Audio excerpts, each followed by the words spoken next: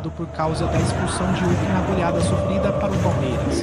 O Atlético MG decidiu contratar o relatório já usado por Dion Testor, dono da SAF Botafogo, para análise da arbitragem. O serviço é prestado pela Good Game. Como isso funciona, existem dois tipos de relatórios contratados por Testor, aos quais o OL teve acesso, um sobre o comportamento dos jogadores e outro sobre a arbitragem. O foco do Atlético MG é no desempenho dos árbitros, sobretudo após a expulsão de Hulk, considerada um erro e que condicionou o desenrolar do jogo contra o Palmeiras. As análises da Good Game sobre o comportamento dos jogadores não têm sido consideradas definitivas por órgãos oficiais, mesmo quando elas apontam manipulação por parte dos atletas. É o caso do jogo Palmeiras x São Paulo de 2023. A companhia, ao mesmo tempo, se propõe a dizer quando as decisões dos árbitros foram corretas ou não. Em último caso, se possivelmente houve manipulação ou indícios na atuação deles, dependendo do placar dos erros. Já aconteceu no Brasileirão 2023. A Good Game considerou que a vitória do Palmeiras sobre o Bahia teve decisões equivocadas dos árbitros que criaram um quadro potencialmente anormal. Para confirmar, isso exigiria investigação futura sobre manipulação ligada à arbitragem, segundo a empresa. Mas a comissão de arbitragem da CBF não concordou com a análise técnica e entendeu que não houve irregularidade no gol do Palmeiras. O que a Good Game diz que faz a companhia usa complexos algoritmos da inteligência artificial para identificar dois tipos de decisão.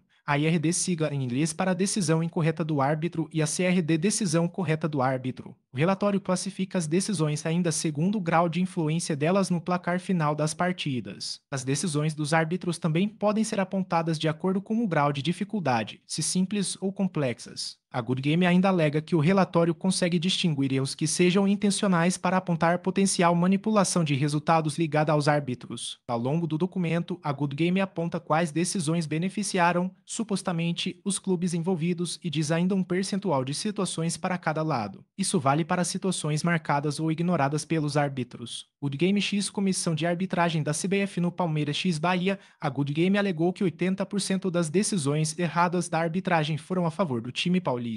E ainda que duas dessas marcações foram de nível alto, com influência direta no placar ou número de jogadores em campo. Por isso, concluiu que apesar da presença do VAR, é uma distribuição potencialmente anormal em um jogo de futebol profissional. Esse cenário exigiria investigações adicionais na arbitragem relacionadas à manipulação, acrescentou. Coincidentemente, o árbitro daquele jogo foi Rodrigo José Pereira de Lima, o mesmo que expulsou no jogo contra o Palmeiras agora em 2024. A crítica da Good Game na ocasião foi direcionada a uma suposta falta por toque de mão na jogada que gerou o gol do Palmeiras e à expulsão de Acevedo, do Bahia, já aos 45 minutos do segundo tempo, após segundo amarelo questionado pelo relatório da empresa. O jogo terminou 1-0 para o Palmeiras, mas, para a Good Game, deveria ter sido 0-0. A CBF discorda do relatório da Good Game. O lance do toque na mão virou assistência para Rafael Veiga e foi visto pelo árbitro de vídeo. A cabine, a interpretação foi de que o jogador em questão estava caindo no chão e tocou de forma involuntária após sofrer falta inicialmente. O árbitro deu a vantagem e depois saiu o gol. É uma mão natural. Uma mão de quem está caindo. Sofre a falta. É natural.